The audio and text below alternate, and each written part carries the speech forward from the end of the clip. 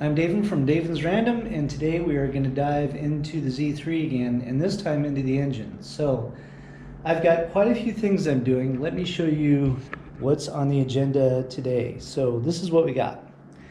So most of this stuff came from Bimmer World. I've got an M50 intake from a 1994 325i.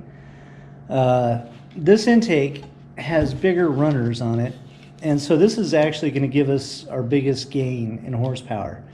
This thing was $100 used, obviously, and it's just a junkyard pull. And then we've got the kit from Bimmer World to adapt this intake to our current 2.8 liter engine. And then I've got new hoses, just heater hoses, because I noticed that the radiator hoses have been replaced recently. And then I've got a new water pump, and this is the Stewart pump. So these are the only pumps that I use in BMWs, and I highly recommend these no matter what you're doing.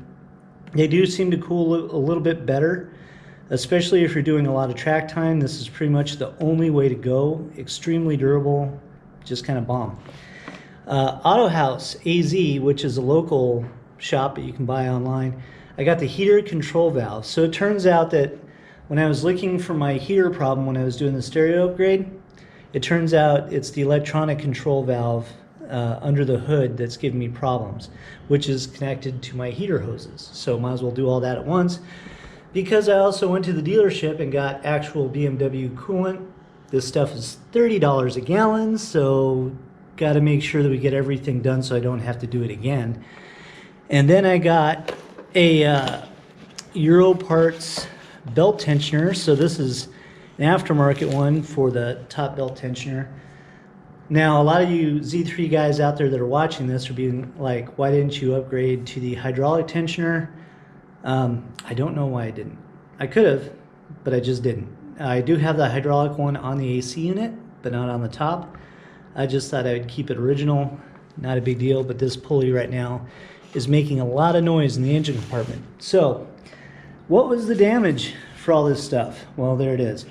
But basically, for everything that I'm going to do here today, we're going to get better cooling, a quiet engine, new hoses, and the intake upgrade, which is going to bring us about 40 horsepower, which is kind of a huge chunk. $688 total for everything, including tax. So it's like $645 before tax. So anyway, this is kind of pricey, but it's well worth it, and it'll make this car extremely reliable too. So let's get started.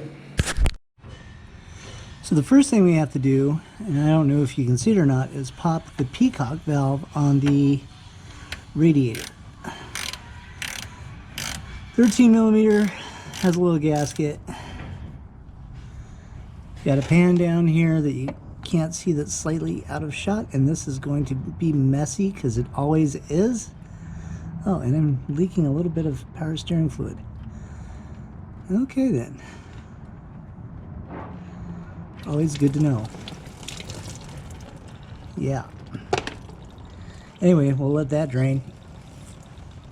The good news is you can't really see it in the pan, but it has the BMW blue stuff in it. So this thing's been factory or dealership maintained for its entire life up till me. So it's actually a good thing.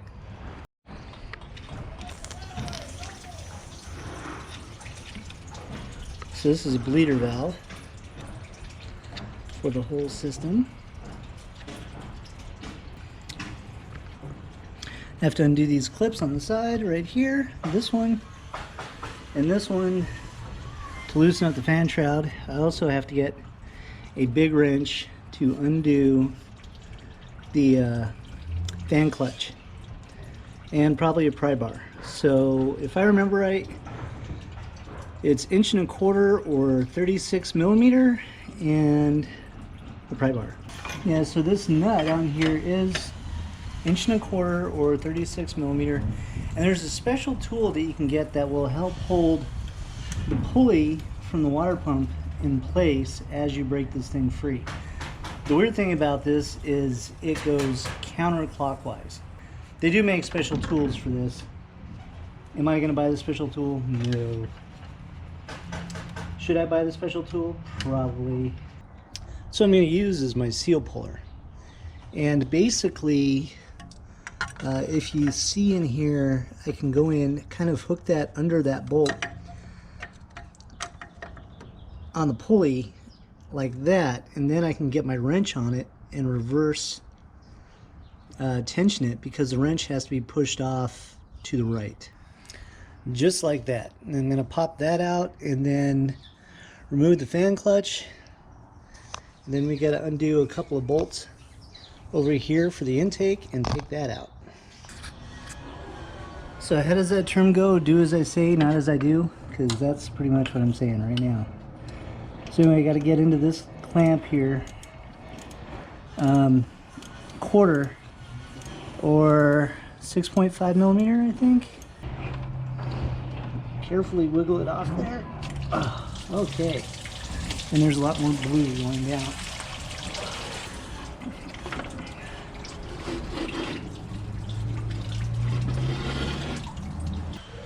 So these should be 10 millimeter, and now is a perfect time to do these water pump bolts.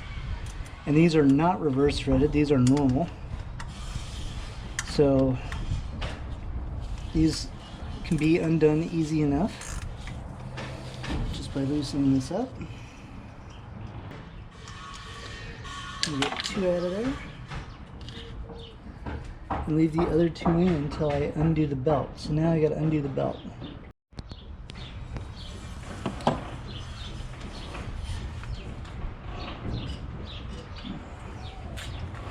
This one does not have, this is the original belt tensioner, and it doesn't have the adapter piece to allow you to tension it correctly, so the dust cap on this thing has to be removed in order to be able to do it, I believe.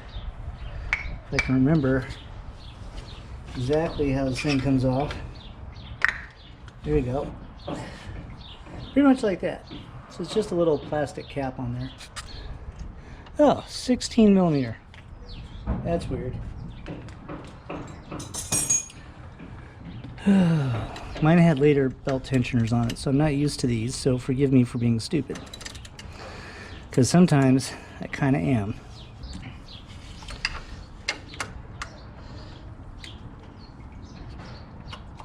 Okay. So belt is off. Ain't no thing. And now I can come back and finish taking this pulley off. And there is our plastic water pump pulley. So now it's just doing the water pump. So these are all 10 millimeter bolts. They're on here, so it's 1,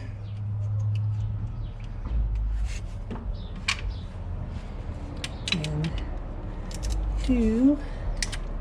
If I remember right, I think there's 4 of these.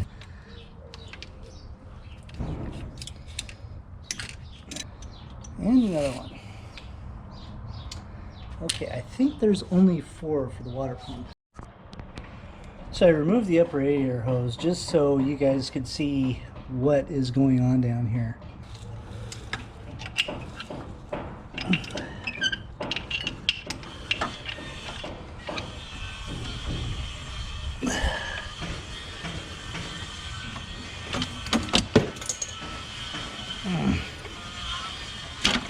There we go. Jeez. Again, sorry for the noise in the background because there's a lot going on, but this one does have a metal impeller, so it was not crucial for me to do this, but I'm putting in a Stewart pump which has a better flow rate, and you can see this is just made a lot better than that. Now the really funny thing is this is a Stewart water pump. This was by accident. This is actually Stewart title where my ex works. So yeah, not the same. It's not like I'm advertising for Stewart, but that's funny. Anyway, these pumps are about 50 bucks. These are 170 bucks. But I will never put another one of these in again because it'll last the life of the engine. So I'm not worried about it. Man, I wish that construction behind me would stop. So anyway, while we're here and we've got clean access to this, let's go ahead and replace the belt tensioner. You can see this was the bad bearing in question that was sounding so awful. And that sounds pretty bad. Should be all the way on the bottom right here. So it's just 2 bolts on the belt tensioner. Yep, that is it. Get that out of there.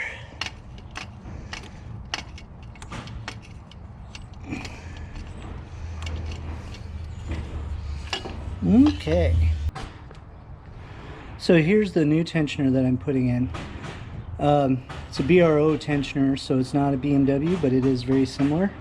And it has a nice bearing, whereas this one is, I don't know, it makes a lot of noise when it's in there, and there's play in it. So you can actually hear it jiggling around. Anyway, it's a little worn out. So we're going to go ahead and pop this in.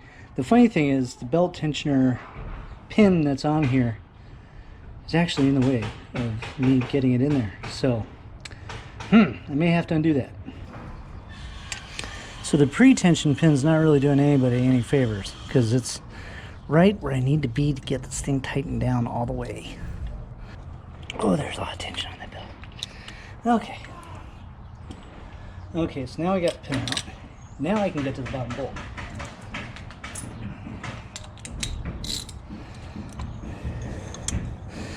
For a proper tighten.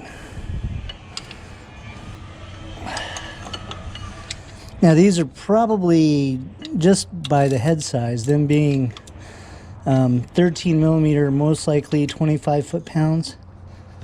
It's supposed to be the torque setting if you're into torquing everything down. Okay. Now I can put the water pump in. I don't know if you guys can see any of this, but anyway, I believe that's the correct routing. So now I gotta tension my belt and slide it back on there.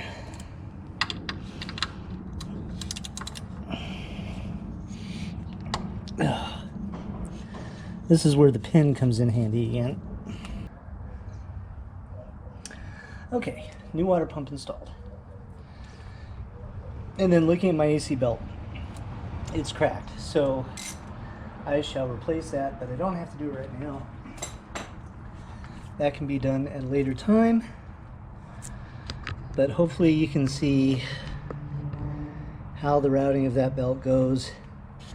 So it kind of just wraps around everything, and then it's pulled around here this way, and then down and around and up. Okay, before I forget, now that we have our belt back on, we need to tighten our pulley. It's always a good idea, right? The radiator shroud slides in and it sits on these tabs right here in the corners. You can see those. So it just has to sit on top of that. But we got to wiggle the fan in while we're doing that.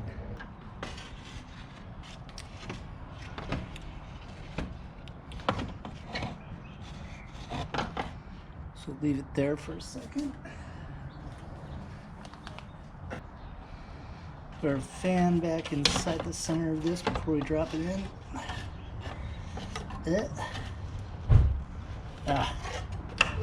Doesn't fit in that way. It's got to be this way.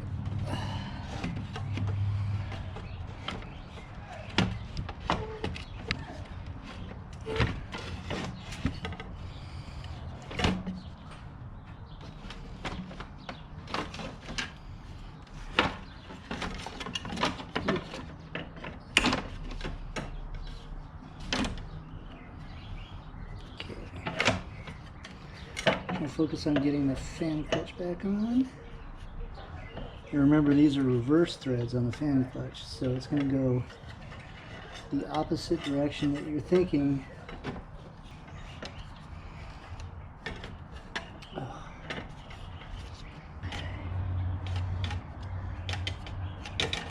There we go.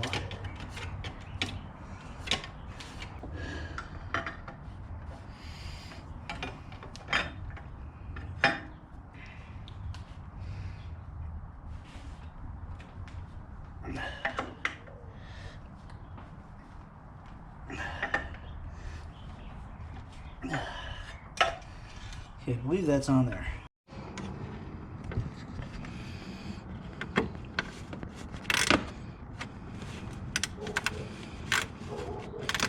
Putting in the radiator plug back in from the top because it's easier. There's a little hose in the way there. Okay. I believe that is on. And I just have to connect my hose back up there and these two straps.